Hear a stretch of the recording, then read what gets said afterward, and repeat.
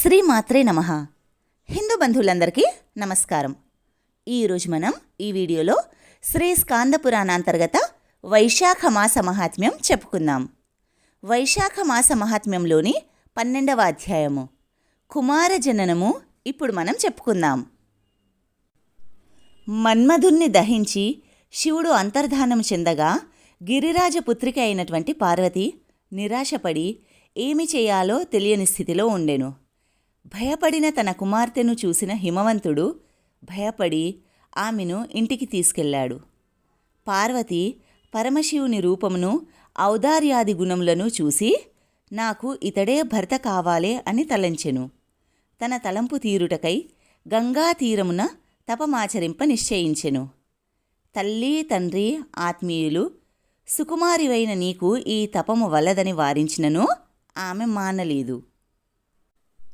పార్వతి గంగా తీరమును చేరి మహాలింగ స్వరూపమును ఏర్పరిచి నిరాహారయై జటాధారిణి అయి కొన్ని వేల సంవత్సరములు పరమశివునికై తపమాచరించెను. శివుడు పార్వతిని పరీక్షింపగోరి బ్రహ్మచారి వేషమున వచ్చెను. ఆమె శివుణ్ణి భర్తగా పొందుటకై తపము చేయుచున్నట్లు తెలుసుకుని శివుణ్ణి పరిహసించెను, శివుణ్ణి నిందించెను. అయినను ఆమెకు శివునిపై గల దృఢానురాగము ఎరిగి ప్రత్యక్షమై వరమును కోరుకోమన్నాడు. పార్వతి శివుణ్ణి భర్తగా కోరెను. శివుడు ఆమె కోరిన వరమునిచ్చి అంతర్ధానమొందెను. తరువాత శివుడు సప్తర్షులను తలచెను. శివుడు తలచినంతనే సప్తర్షులు నమస్కరిస్తూ వచ్చి శివుని ఎదుట నిలబడ్డారు. శివుడు, మీరు నాకై కన్యను ఇమ్మని హిమవంతుని వద్దకు వెళ్ళి అడగండి అని చెప్పెను. అప్పుడు సప్తర్షులు శివుని ఆజ్ఞను శిరసావహించి తమ కాంతులచే దిక్కులను ప్రకాశింపచేయుచు ఆకాశ మార్గమున హిమవంతుని వద్దకు వెళ్ళారు. హిమవంతుడు వారికి ఎదురు వెళ్ళి నమస్కరించి గృహంలోనికి తీసుకొని వచ్చి పూజించాడు. వారిని సుఖాసీనుల గావించి, మీరు నా ఇంటికి వచ్చుటచే నేను ధన్యుడనైతిని. మీ వంటి తపోధనులు నా ఇంటికి వచ్చుట నా తపఃఫలము.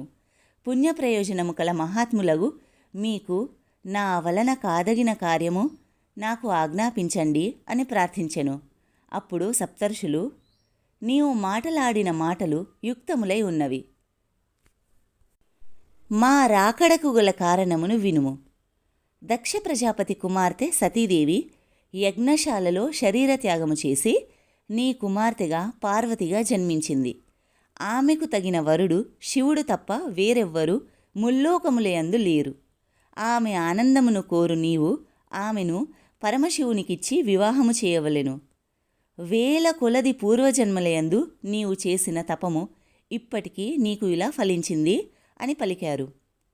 హిమవంతుడు సప్తర్షుల మాటలను విని, నా కుమార్తె నారచీరలను కట్టి గంగా తీరమున శివుణ్ణి భర్తగా కోరి తపమాచరిస్తున్నది. పరమేశ్వరుణ్ణి వివాహమాడుట ఆమెకు మాకు ఇష్టమే. నేను నా కుమార్తెను మహాత్ముడైనటువంటి త్రినేత్రునకు ఇచ్చితిని. మీరు పరమేశ్వరుని వద్దకు వెళ్ళి హిమవంతునిచే కుమార్తెయగు పార్వతి నీకు ఇయ్యబడింది అని చెప్పండి. ఈ వివాహమును మీరే నిర్వహించండి అని సవినయముగా పరమానందముతో పలికాడు.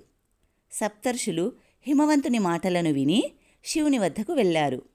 శివునికి హిమవంతుని మాటలను చెప్పారు. లక్ష్మీదేవి మున్నగు దేవకాంతలు, విష్ణువు మున్నగు దేవతలు, షణ్మాతలు, మునులు అందరూ శివపార్వతుల కళ్యాణ మహోత్సవంను చూడవచ్చారు.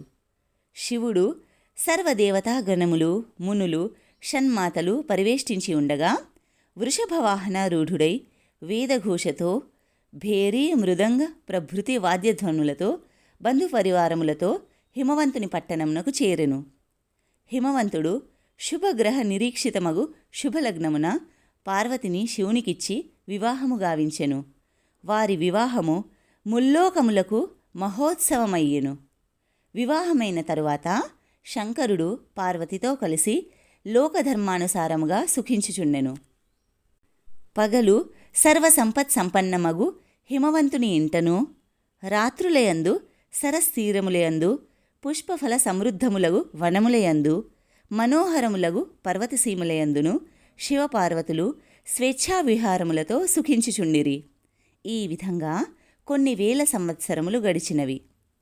ఇంద్రుని శాసనమును అనుసరించి ఆ కాలమున సంయోగమున ఏర్పడిన గర్భము మరలా సంయోగమున స్రవించెడిది. అందుచే శివుని కలయిక వలన పార్వతీదేవికి ఏర్పడిన గర్భము శివపార్వతుల పునఃసమాగమముచే పోయేడిది. ఈ విధంగా గర్భస్రావములు జరుగుచుండెను. పార్వతీ గర్భము నిలుచుటలేదు. శివుని వలన పార్వతికి కలిగిన గర్భము నిలువకపోవుటచే పార్వతీ గర్భమున పుట్టిన రుద్రపుత్రుని వలన తారకాసుర వినాశనమునకు ఎదురుచూస్తున్న దేవతలకు ఆశాభంగము నిరాశ కలిగి విచారము అధికమయ్యెను. వారందరూ ఒకచోట కలుసుకుని పరమేశ్వరుడు నిత్యము రథాసక్తుడై ఉన్నాడు, ఇందువలన గర్భములు నిలుచుటలేదు, కావున శివునకు పార్వతితో మరలా కలయిక లేకున్నట్లు చేయవలెను. ఇలా చేయుటకు అగ్నియే తగినవాడు అని నిశ్చయించారు. అగ్నిహోత్రుణ్ణి పిలిచి, అగ్నిదేవా, నీవు దేవతలకు ముఖము వంటివాడవు, దేవతలకు బంధువువు. నీవు ఇప్పుడు శివపార్వతులు విహరించు చోటకు వెళ్ళు. రథాంతమున శివుణ్ణి దర్శించి శివపార్వతులకు మరలా కలయిక లేకుండునట్లు వ్యవహరింపుము. వారికి పునఃసంగమము లేనిచో పార్వతి గర్భము నిలుచును. రథాంతమున నిన్ను చూసి పార్వతీదేవి సిగ్గుపడి తొలగిపోవును. అందుచే వారికి మరలా పునఃసంగమముండదు. శివపార్వతుల రథాంతమున నీవు శివునికి ఎదురు నిలిచి శిష్యుడవై వేదాంత విషయమును ప్రశ్నించుము. శివుడు నీ సందేహమును తీర్చును. ఈ విధంగానైనచో గర్భవతియగు పార్వతి పుత్రుణ్ణి ప్రసవించును. తారకాసురుడు రుద్రపుత్రునిచే నిహతుడగును. మన కష్టములు తీరును అని దేవతలు అగ్నిని ప్రార్థించారు. అగ్ని దేవతల ప్రార్థనను అంగీకరించి శివపార్వతులు ఉన్న చోటకు వెళ్ళెను. శివపార్వతుల సంగమమున శివుని వీర్యము విముక్తము కాకుండగనే అగ్ని శివపార్వతుల వద్ద ప్రత్యక్షమయ్యెను. వస్త్రవిహీనయై ఉన్న పార్వతి అగ్ని రాకడను గమనించి సిగ్గుపడి బాధపడుతూ చాటునకు వెళ్ళిపోయెను. శివుడు పార్వతి తన దగ్గర నుండి దూరంగా వెళ్ళుటచే అందుకు కారణమైనటువంటి అగ్నిపై కోపించి, మా సంగమమునకు ఆటంకము చేసితివి. వీర్యపతనమునకు స్థానము కాదగిన పార్వతి ఇక్కడ లేకుండుటకు నీవే కారణము. నా ఈ వీర్యమును నీవే భరింపుము అని పతనోన్ముఖమైన తన వీర్యమును అగ్నియందు ఉంచెను. అగ్ని దుర్భరమగు శివవీర్యమును భరించలేక బాధపడుతూ ఎట్లో దేవతల వద్దకు వెళ్ళి జరిగిన దానిని వారికి చెప్పెను. దేవతలు అగ్ని మాటలను విని శివవీర్యము లభించింది అని సంతోషమును, ఆ వీర్యము నుండి సంతానమెట్లు కలుగును అని విచారమును పొందారు.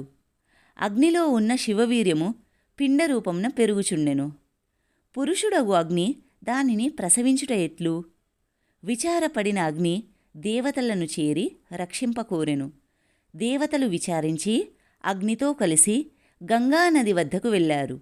ఆమెను బహువిధములుగా స్తుతించారు. నీవు మా అందరికీ తల్లివి, అన్ని జగములకు అధిపతివి. దేవతల హితమునకై శివవీర్యమును నీవు భరింపుము అని కోరారు.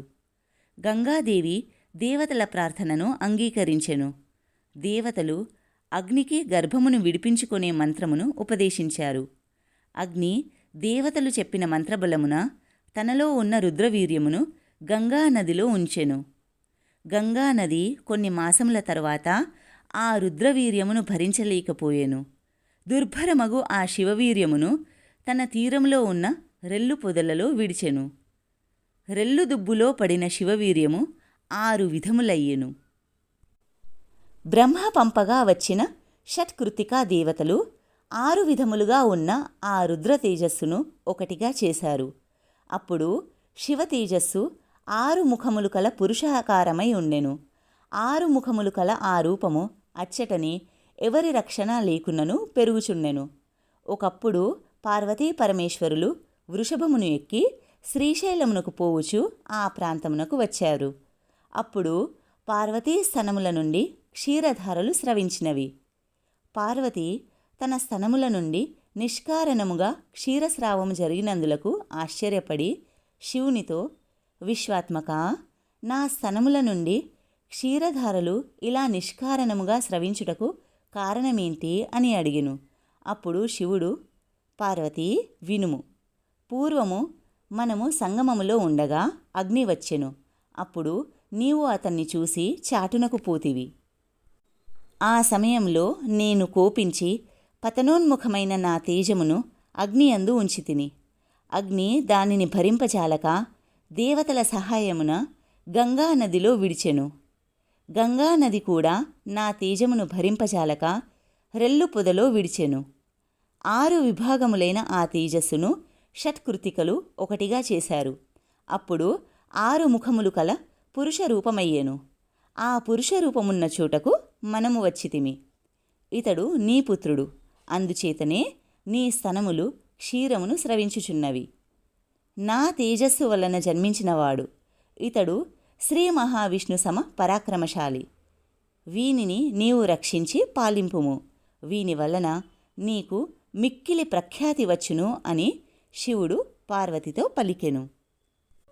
పార్వతి శివుని మాటలను విని ఆ బాలుణ్ణి తన ఒడియందుంచుకొని తన స్తన్యమును అతనికిచ్చెను.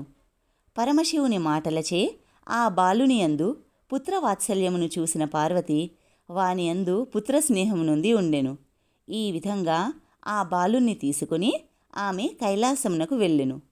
పుత్రుణ్ణి లాలించుచు ఆమె మిక్కిలి ఆనందమునొందుచుండెను.